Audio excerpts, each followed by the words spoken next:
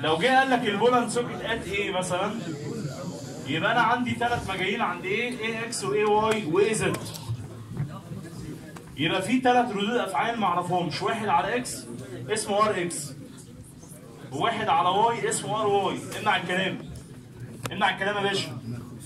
وواحد على زد اسمه ار زد. خطوات حل مساله البولند سوكت ايه بقى؟ هترجع للشابتر الاولاني، هتجيب لي الاحداثيات، وبعد ما تجيب الاحداثيات هتكرتز القوه، وبعد ما تكرتز القوه تروح جاي مجمع الايات والجهات والكهات. يبقى خطوات حل مساله البول. يبقى انا اول ما اسمع كلمه بول اند سوكت امنع الكلام، يبقى افهم ان في ثلاث مجاهيل ما اعرفهمش، ار اكس ار واي ار زد. الستبس خطوات اي حاجه ليها خطوات حل. هتعمل ايه بقى؟ رقم واحد كوردينيتس احداثيات. رقم اثنين هكرتس كل القوى اللي موجوده اف واحد واف اثنين الى ايه؟ على حسب المساله اللي قدامي. هجمع الايات واجمع الجهات واجمع ايه يا جماعه؟ الكهات. رقم اربعه هجيب العزوم عند النقطه اللي عندها بولند سوكت. طبعا دي مساله فاينل لسبب. اولا مساله في الشابتر الاولاني، خلاص كده؟ يعني 95% من المساله دي شابتر اولاني. هات نقط بقى واحداثيات واضرب القوه في اليو كاب والجو ده، في مشكله؟ يبقى ده معناه ان هو ممكن ما يجيبش الشابتر الاولاني، ممكن، بس ما حصلتش قبل كده. يعني ما حصلتش ان هو في امتحان فاينل ما جابش مساله على الشابتر الاولاني. واخد بالك؟ بس هل ممكن يعملها معاك؟ يجيب لك بولند سوكت يبقى ضرب ثلاث حاجات في مساله واحده؟ ممكن. المهم ان انت هتشوفني في الامتحان. واخد بالك؟ ازاي بقى؟ اول ما تلاقي المساله دي تدور لي بس على الكلمه دي فين. اول ما تلاقي دي يا باشا تدور لي على الكلمه دي فين. بولند سوكت ات مين؟ ات مين بالظبط؟ ات ايه ولا ات بي ولا ات سي؟ مش عايز صوت. لان النقطه اللي عندها بولند سوكت هي اللي عندها ثلاث ردود افعال. دي كتاب كده؟ كتاب. فين الكتاب؟ هات الكتاب. في عندك بقى ايه؟ عندك ثلاث امثله محلوله، ثلاث مسائل محلولين في الكتاب، واخد بالك؟ وعندك مسألتين مش محلولين. اللي هم ايه بقى؟ هو جاب السنة اللي فاتت مثال محلول. السنة دي ممكن ايه؟ ممكن ما يجيبهاش خالص. ازاي بقى؟ مسألة رقم 6 صفحة 158. امنع بقى الكلام لو سمحت. بيقول لي ان انا عندي ده محور زد. الصوت يا جماعه، يا جماعه مش عايز صوت، ممكن من فضلك. انا ما بقولش من فضلك دي كتير، بقول للناس ان انا بحترمها، بس بصراحه انا بحترمها. يعني ايه؟ يعني بلاش تخسرني عشان باشمهندس. خلاص؟ النقطه دي اسمها ايه يا بابا انت وهو؟ والنقطه دي اسمها بي، والنقطه دي في النص كده اسمها ام. حلو كده الكلام؟ والراجل قايل لي ان البولند سوكت ات بي. ات مين يا جماعه؟ بي. على طول تروح جاي مفكر نفسك كده في كام مجهول؟ محتاجينهم. حلو كده؟ ده النوع الوحيد من الرياكشنات اللي عليك 3 دي، بولند سوكت. واخد بالك؟ في كتير جدا. فتروح مدري بقى ان شاء الله. طب ازاي بقى؟ قال لك ان في قوه هنا كده 20 كيلو نيوتن. مالها بقى؟ قال لك بتعمل لي زاويه مع المحاور. بتعمل لك هنا زاويه 20. وراح جاي راميها هنا كده، بيقول لي يعني حللها هنا وحللها هنا. يعني هو حللها لوحده من غير ايه؟ في ناس الحاجات دي لسه واصله لهم لحد دلوقتي ما يعرفش ان انا لما اقول له النقط دي معناها ايه ودي معناها ايه، معناها ان انا بحلل يا جماعه. خلاص؟ الحته دي 3 يا باشا، ودي كلها كده 10 متر لحد نقطه بي معايا. وراح جاي مديك ايه بقى؟ مديك من ايه الى سي قوه، ومديك احداثيات السي، مديك الحته دي طولها 2، واخد بالك؟ ودي طولها كام؟ 4. الصوت يا جماعه؟ وقايل لك كده ان ده ايه؟ ان ده واي، كمله لك كده، ومكمل لك ده كده لورا اللي عمال يرغي، بطل رغي، وقايل لك ان النقطه دي اسمها اي دي، ومديك شويه اطوال هنا، قايل لك الحته دي طولها 4، ودي طولها كام يا باشمهندسين؟ طولها 2. نعم؟ في ايه؟ قول. الرسمه غريبه صح؟ سيف كتاب شكلها احلى. والله شكلها احلى فعلا. هي الرسمه هتجيلك في الامتحان اوضح. بس انا لسه هقولها لك. خد يا باشا. بصوا يا جماعه. انت بتنشن على النقط A وM وB وC وD. جبتهم غلط تاخد صفر. جبتهم غلط تاخد زيرو. الاحداثيات لو غلط والله زيرو. وانت جربت في الميد ترم. جربت ان انت طالع متخيل انك حلك صح. ودرجتك قليله جدا، ده عشان الاحداثيات غلط. النقطه B دي، النقطه B دي الاوريجن، ابتدي بيها دايما صفر وصفر وايه؟ ربنا يكرمك. بص على السي، شايفها؟ بص على السي ده كده اللي هو واي. الواي بكام؟ واي اللي ورا صح؟ بص يا باشا، انت بتجيب نقطه ازاي؟ بتجيب احداثيات ازاي؟ انا عشان اوصل لسي انا بتحرك من الاوريجن. ركز معايا لو سمحت. انا عايز اجيب احداثيات السي، فانا بص بروح جاي ماشي كده، الاقي نفسي مشيت 4، مشيت على اكس، والاقي نفسي نزلت. واخد بالك؟ شايف دي اللي هي ايه؟ مشيها يعني، مشيها، فاهم قصدي؟ يعني مشي كده ان دي بص كده الصح يبقى ايه؟ تبقى عامله كده شويه. عشان تبان لك ان هي بارلل. ده هو ده. انتوا معايا؟ فانا بمشي على المحاور زي الفريم بالظبط، تمشي على الحيط، انت برضه امشي على المحاور. اهو امشي من هنا لهنا، ومن هنا تلاقي نفسك مشيت 4 على اكس بلس بلس، والاقي نفسي مشيت على واي اللي ورا. اهو ما انا مش همشي كده، ابص هنا مفيش حاجه هنا. الاقي نفسي مشيت لورا، يبقى انا مشيت كام؟ 2. يبقى ده معناه ان النقطه سي احداثياتها كام بقى؟ 4 وسالب 2 ومين يا جماعه؟ طب بص على نقطه زي نقطه ايه، شايفها؟ الاكس ليها بكام؟ ولا ده اللي هو مين؟ الواي ليها زد بكام يا جماعه؟ تمام، يبقى ده معناه ان هي 0 و3 وكام؟ و10. نقطه زي نقطه ام، قال لك في المكتوب كده في المساله ان الام تقع في الميد بوينت. في الميد بوينت هو اللي قايل، مش انا اللي بقول. فاهم قصدي؟ خلاص في النص ما بين A وB. طب انا معايا الاي والبي، يعني ايه؟ اقسم دول على 2، يبقى 0 زائد 0 على 2 0 و1 ونص وكام يا جماعه؟ 5. حلو. نقطه زي نقطه دي، شايفين دي؟ بص على الدي هنا اهو، قافلها لك هنا وهنا. يعني بيقول لك ليها ده اللي هو واي بسالب 2 وليها اكس بسالب مين يا جماعه؟ سالب 4. يبقى انا سالب 4 ممكن اضيع لي في الاحداثيات بس 10 دقايق، ما عنديش مشكله، لانها اهم حاجه في المساله. لو الاحداثيات غلط يبقى المتجه غلط، يبقى المومنت غلط، يبقى النتائج غلط، كله مضرب. فخلي بالك، دي وجهه نظر انا المتواضعه يعني، لان دي اهم حاجه في المساله. اهو عايز صدقني صدقني، مش عايز تحط، اهم حاجه الاحداثيات. طيب بص بقى، في كام قوه؟ قال لك في قوه من A الى C، وقال لك في قوه من A الى D. يلا نكرتزهم. يلا، يبقى FAC كفيكتور هتبقى عباره عن الاف اي سي اللي انا ما اعرفهاش في اليو كاب. اليو كاب من A الى C، يبقى C ماينس A 4 اي ماينس 5 جي ناقص 10 مين؟ على الجذر التربيع الدول. كام بقى؟ زائد 100 141 تقريبا، صح كده الكلام؟ طبعا في ناس كتير بتنسى تسمع الجذر التربيعي ده، ان ده يو كاب مش فيكتور، يبقى لازم اقول الفيكتور على اللي عمال مش مركز معايا ده. مش مهندس معايا ولا ايه؟ ركز معايا بقى. الاف اي سي جبناه، تعالى بقى نعمل الحوار ده على اف مين يا جماعه؟ الله ينور عليك. يبقى الاف اي دي اللي انا ما اعرفهاش في اليو كاب من ايه الى دي. يلا هات لي يو كاب كده من ايه الى دي، يبقى كام يا جماعه؟ يبقى ماينس 4 اي ماينس 5 جي، مظبوط كده؟ ماينس 10 مين؟ على جذر 141.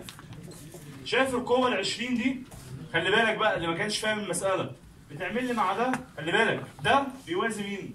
واي. ده بيوازي مين؟ واي. يبقى 20 كوزين 20 على واي. شايف ده؟ بيوازي مين؟ يبقى 20 ساين 20 على مين؟ وملهاش علاقه بايه؟ بكي. يبقى انا هروح جاي قايل له كده، هسميها اف 3 مثلا. هقول له 20 ساين 20 في اتجاه الاي،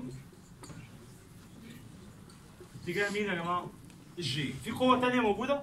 مفيش. بعد ما كرتست القوه خدت لك كده مثلا بتاع 8 درجات، لسه 10. اروح جاي قايل له سيجما اف اكس مجمع الايات ومساواه بصفر، واروح جاي قايل له سيجما اف واي مجمع الجهات ومساواه بصفر، واروح جاي قايل له سيجما اف مين؟ زد. معايا؟ يلا جمع الاي من هنا، اول مجهول تاخده معاك هو البولند سوكت اللي على محور اكس، اسمه ايه بقى؟ مش احنا متفقين كده؟ البولند سوكت موجوده عند نقطه بي، اروح جاي قايل له اذا في مجهول على محور اكس اسمه بي اكس. هعمله لك باللون الازرق اهو، وانا ما بفتحش اللون الازرق ده لاي حد عشان انتوا حبايبي بس. بي واي اهو يا باشا، وهنا مين بقى؟ بي زد اهو. ماشي كده الكلام؟ خلاص. طب راح جاي شايل كلمه بولند سوكت من الحوار عادي، ولا اللي هم ايه دول؟ اشتغل عادي جدا. سيجما اف اكس، سيجما اف واي، سيجما اف زد وشكرا، ما جيبش مومنت، ما جيبش ايه؟ بس طبعا مستحيل يجيب مساله زي دي وما يجيبش بولند سوكت. انت معايا ولا لا؟ فاهم؟ يعني يسال في كل حاجه في وقت واحد. فما تنساش بعد اذنك البي اكس اهو، هكتب لك هنا بي اكس وارجع اكتب هنا ايه؟ قبل ما انسى واكتب ايه يا جماعه؟ بس واقف القلم ايه؟ وارجع القلم منين؟ تعالى بقى. يلا بقى 4 اف اي سي على الجذر. الاي من كل حته. امنع الكلام. الاي من كل حته ماينس 4 اف اي دي على الروت. بجمع الايات. زائد 20 ساين 20. امنع بيه الكلام. كل ده ايكوال الزيرو، وادي المعادله رقم 1. تعالى بقى جمع لي الجهات يلا. يبقى سالب 5 اف اي سي على الروت. ارجع جمع الجي من هنا، ماينس 5 اف اي دي على الروت. زائد 20 كوزين 20. كل ده بيساوي مين يا جماعه؟ وادي المعادله رقم 2. بي زد بقى جمع الجهات، سالب 10 اف اي سي على الروت. بجمع الاي والجي ومين يا باشمهندسين؟ محدش بيرد عليا. اف اي دي على الروت. وهنا مفيش كي، يبقى كل ده ايكوال زيرو. ابص لهم بقى. 5 مجاهيل في 3 معادلات. عروستي تعرف تجيب حاجه؟ تعرف استنى بس. انت دلوقتي عندك 5 مجاهيل في 3 معادلات. هتجيبهم منين يا معلم؟ لازم اجيب المومنت عند النقطه اللي عندها بولند سوكت، النقطه اللي عندها مجاهيل اكتر. لان انا هضمن ان بي اكس وبي واي وبي زد ما لهمش، يبقى انا هضمن ان انا اجيب الاف اي سي ومين؟ والاف اي دي. معايا يا ابني انت ولا لا؟ بعد ما اجيب الاف اي سي والاف اي دي ارجع اعوض، اجيب بي اكس واجيب بي واي واجيب مين؟ بي دي. تاني اطول مساله في المنهج بعد مساله الفريلز. معايا يا باشا انت ولا لا؟ يبقى انا اروح جاي كده قايل له ايه بقى؟ هجيب له المومنت عند النقطه اللي عندها بولند سوكت، واروح جاي كده ايه؟ بسم الله الرحمن الرحيم عامل له 3 محددات. ايوه 3 محددات زي الفل. واحد يقول لي ايه المحدد ده؟ اقول له احنا عشان نجيب مومنت 3 دي بنعمل حاجه اسمها ديترمينانت، محدد. في ناس بتحط هنا اي وجي وكي، واخد بالك؟ فخلي بالك والله شفتها كتير. اوعى هنا مفيش حاجه يا باشا اهو، هنا الاي والجي والكي اهو. فخلي بالك بقى كده ايه، مع ستريس الامتحان كده والضغوطات اللي عليك ممكن تعمل حاجات غريبه يعني. الاي والجي والكي في اول صف، الصف الاخراني حط القوه. انا عندي كام قوه؟ بكرتازهم جاهزين اهو. يبقى انا هسالك سؤال بقى، لو النقط دي غلط يبقى الفيكتور غلط، يبقى التجميعه دي غلط، يبقى المحدد ده هيبقى ايه؟ بلح. فاهم قصدي؟ بلح. يبقى الاحداثيات اهم حاجه في المساله. خد وقتك، خد لك 10 دقائق من وقتك كده تراجع الاحداثيات كويس جدا. في مشكله يا جماعه؟ عيب تعمل كل ده وتخسر مساله زي دي عشان شويه احداثيات بيجيبوا معايا في اولى اعدادي. اه والله يعني الاحداثيات يقول لي امشي على المحاور كده، لو همشي كده كام 4، همشي كده كام 10، همشي كده مش عارف كام. اللي بص ايه اللي فيها دي؟ معايا انت ولا لا؟ فعيب تخسر دي عشان احداثيات. المهم يعني خلاص بقى، حط لي القوه كده، خليك صايع بقى. الاف اي سي على الروت ده ارميه بره اهو. اف اي سي على الروت، ركز معايا ركز معايا بعد اذنك، وحط الارقام هي اللي جوه. يبقى 4 وسالب 5 وكام بقى؟ وسالب 10. وارجع بقى اف اي دي على الروت ارميه بره عشان تسهل حلك بسرعه. اللي هينام ده ارحمنا. سالب 4 وناقص 5 وناقص 10. هنا بقى 20 ساين 20، 20 كوزين 20 ومين يا جماعه؟ وزيرو. خلي بالك الصف التاني، الصف الاولاني اي جي كي، ركز معايا. الصف الاولاني اي وجي وكي، الصف الاخراني القوه، الصف اللي في النص متجه من النقطه للقوه. متجه من النقطه للقوه. شوف الكلام واضح. انت بتجيب المومنت اباوت مين؟ مش بي؟ بي. يبقى انت بتمشي من بي للقوه. القوه الاولى على الخط ايه دي؟ يبقى انت عندك اوبشنين، يا تمشي من بي لايه يا تمشي من بي لدي. القوه الثانيه على اي سي، يا تمشي من بي لايه يا تمشي من بي لسي، من النقطه للقوه، من النقطه للقوه، من النقطه للقوه، من 3 مرات 5 مرات، من النقطه للقوه، من النقطه للقوه، من النقطه للقوه، من النقطه للقوه، من النقطه للقوه. عارف ليه يا باشا بقول كده؟ لان انت لو عكست هيطلع المومنت بالماينس، فتاخد انت بالماينس معايا كده. فانا بمشي من ايه؟ من البول اند سوكت، او موف اتحرك فروم بول اند سوكت لحد مين؟ لحد القوه مش العكس. المهم يعني انا هنا همشي من بي لايه يعني ايه؟ بي ايه يعني ايه؟ اهو 0 3 10 وارجع امشي من بي لسي، بي لسي يعني سي اللي هي 4 سالب 2 مين؟ القوة 20 دي موجودة عليها نقطة واحدة بس اسمها ام، شايفينها؟ يبقى انا ما عنديش اختيارات، يبقى انا همشي من بي لام. من بي الى ام، فاهم قصدي؟ يعني ام ماينس مين؟ يبقى 0 1 ونص وكام؟ و5. هتفك يا باشا. فك لي بقى احلى محددات. بلس ماينس بلس بلس ماينس اهو، ده الترتيب بتاعنا. ركز معايا لو سمحت. خلي بالك بقى انت هنا مش محتاج تفك الاي والجي والكي، انت هتفك الاي من هنا مع الاي من هنا مع الاي من هنا، يطلع لك معادله. تعالى كده نجرب. الاي من هنا هتكنسل صف عمود، ده يعني ناقص 30 ناقص 50 يعني 20 في مين؟ في اف اي سي على الروت. بص كده 20 اف اي سي على الروت والاشاره بلس. خش على الاي اللي بعدها كده، كنسل صفك عمودك، ده يعني 20 ناقص صفر يبقى ناقص 20 اف اي دي على الروت. اوكي؟ نعم. لا صح، انا صح. ما هو ده وفي ماينس. انت معايا يا باشا ولا ايه؟ ركز يا باشا، ركز يا حبيبي. ده اهو كنسل صف عمود، ده يبقى ناقص 100 كوزين 20. وانا بفك الاي ولا الجي ولا بعمل ايه؟ يعني هو كلامه صح؟ يبقى انا اللي مش واخد بالي، انا اللي اسف ليك. يبقى ناقص 100 كوزين 20. هتعرف تجيب حاجه؟ يبقى استنى فكة الجي. معادله في مجهولين معرفش، استنى الجي بقى. بص كده الجي من هنا، ده في ده واركز كده في الامتحان. ابص لها كده، ده في ده يعني مفيش، ماينس ده في ده يعني ناقص 40، مع الماينس يبقى بلس. اهو دي الناس اللي عايزه تنفع، واخد بالك؟ هنا الجي بقى، ده في ده ناقص 40 مع ده يبقى ماينس، يبقى 40 اف اي دي على الروت. تعالى بقى على الاخراني كده، معلش انا اسف ان انا طولت عليك يعني. ناقص 100 ساين 20، بس هي مساله قذره، هنعمل ايه؟ اهو 0 دول بقى وما يفكش كده يا باشا خلاص. ليه؟ لان انا راجع جاي عامل مود 5 1 معادلتين في مجهولين اي سي ومين؟ اطلع انا بالاف اي سي واطلع بالاف اي دي. اوكي؟ بعد ما تجيبهم بقى تروح جاي زي الامور كده تعوض لي عن اف اي سي واف اي دي، تجيب مين؟ وتجيب مين يا وحش؟ وتجيب مين؟ بي زد. يبقى انت كده ايه؟ انت وصلت كده خلاص. بي اكس جت وبي واي وبي زد واف اي سي ومين يا وحش؟ واف اي دي. هي دي مجالنا اللي عندنا. كام واحد يا جماعه فاهم دي؟ ها؟ كام واحد فاهم؟ اقولها تاني؟ فاهم يا باشمهندس اللي جاب الشباك؟ قول لي فاهم يقوم كده بعد اذنك. بعد اذنك امنع بقى الكلام كده، علي صوتك بقى كده وقول لي بنحلها ازاي المساله دي. ايه جو الآلة؟ امنع بقى الكلام. يلا يا باشا بسرعه. ايه في الآلة؟ يا باشا من الاول. انا هقعد شويه واخد بريك دقيقتين كده عمال تدريب. معادلة من المجهولين. شفت 5 عايز المايك؟ قول. ها؟ امنع بقى الكلام كده. قول لنا ازاي بنحل البولند سوكت. يا باشا. امنع الكلام. ها؟ يلا من الاول يا باشا. قول يا باشمهندس.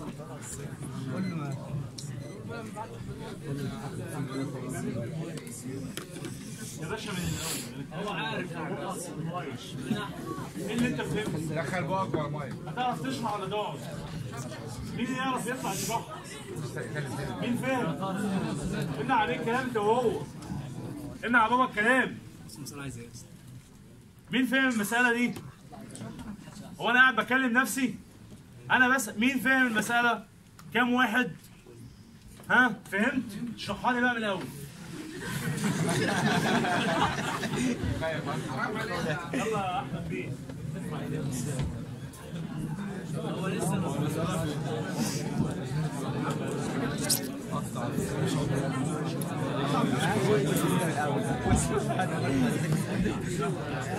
سبرينج دي عباره عن كيس.